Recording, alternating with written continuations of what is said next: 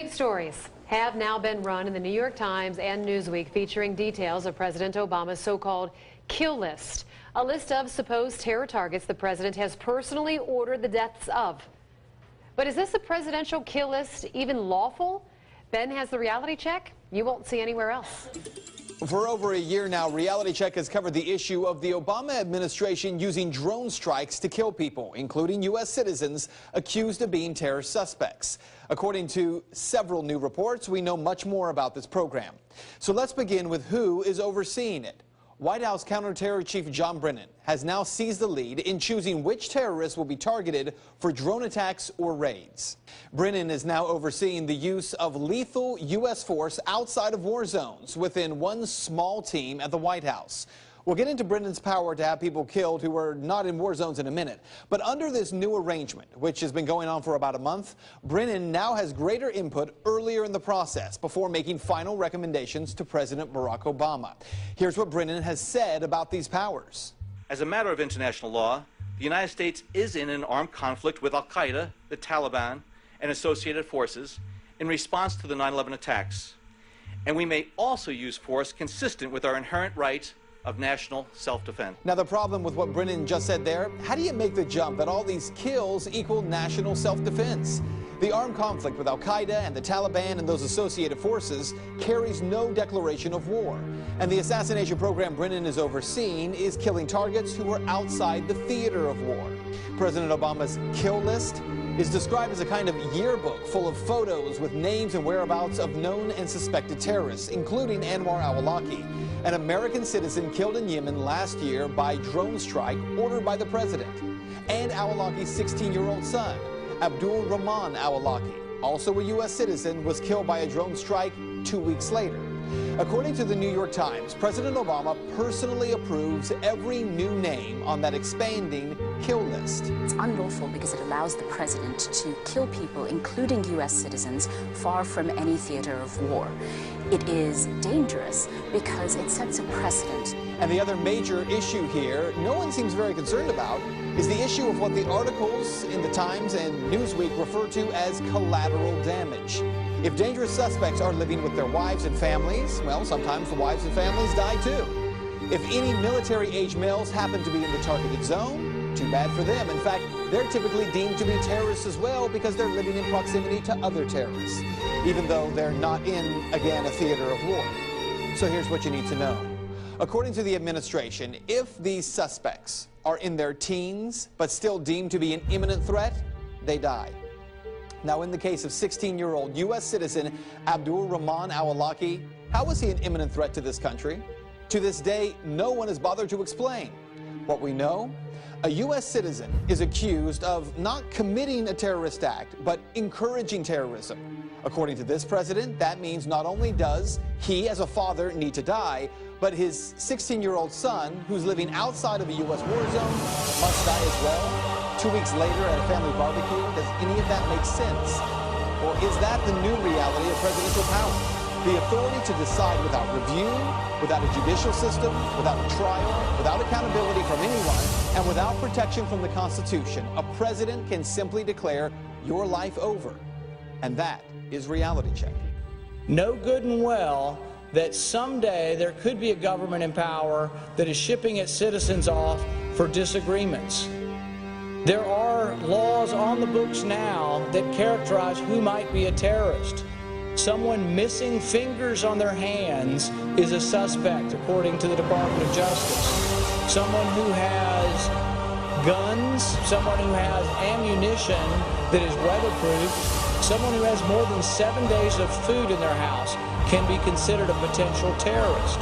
If you are suspected by these activities, do you want to have the government have the ability to send you to Guantanamo Bay for indefinite detention? A suspect. We're not talking about someone who has been tried and found guilty. We're talking about someone suspected of activities. But some of the things that make you suspicious of terrorism are having food, having more than 7 days of food, missing fingers on your hand, having ammunition, having weatherproofed ammunition, having several guns at your house. Is that enough? Are you willing to sacrifice your freedom for liberty?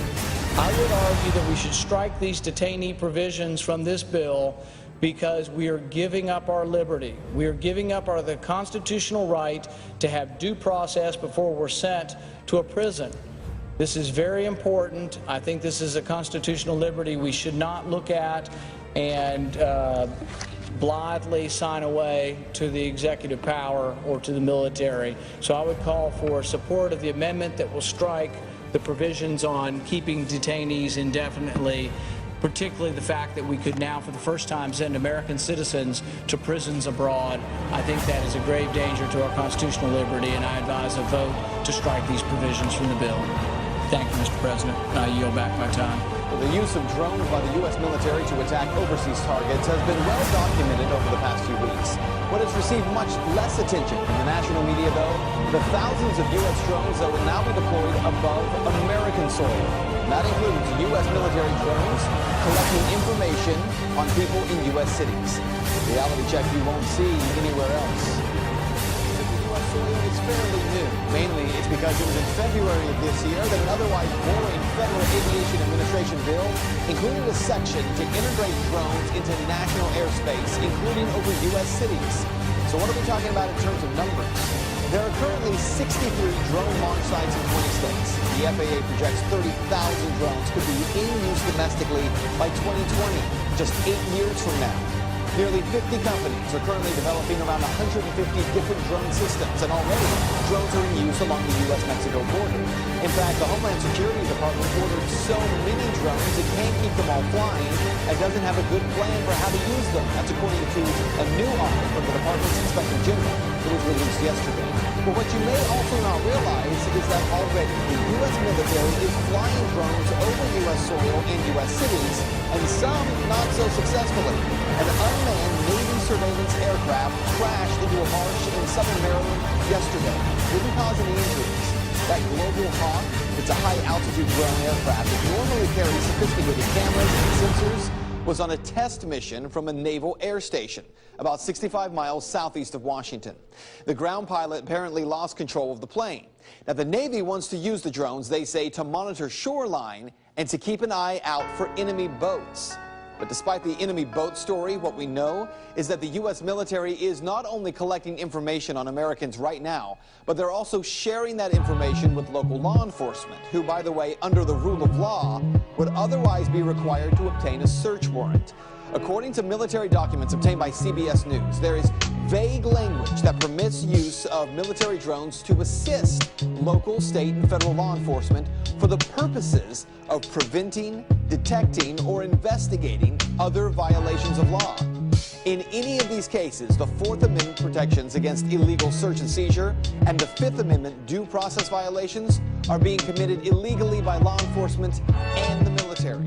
Kentucky Senator Rand Paul has now introduced the bill. It's called the Preserving Freedom from Unwarranted Surveillance Act of 2012. The bill would prohibit the use of drones by the government except when a warrant is issued for its use in accordance with the requirements of the Fourth Amendment, with only a few extreme exceptions. Police do have power, and I want police to catch rapists and murderers, but they ask a judge, and we separate the police from the people who finally make the decision on someone coming in your house. So even if a rapist is loose in D.C. tonight, the police will call a judge in the middle of the night, wake him or her up and say, we think there's a rapist in the neighborhood, can we go in X address? And so those are things that are very, very important to protecting innocent individuals. And a drone is a very, very powerful way of snooping on behavior, and I don't want them monitoring every bit of my behavior.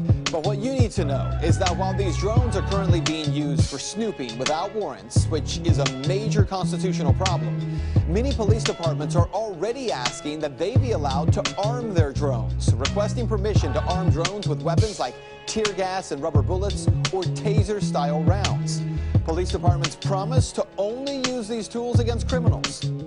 Just like the military says overseas drones are only being used on terrorists.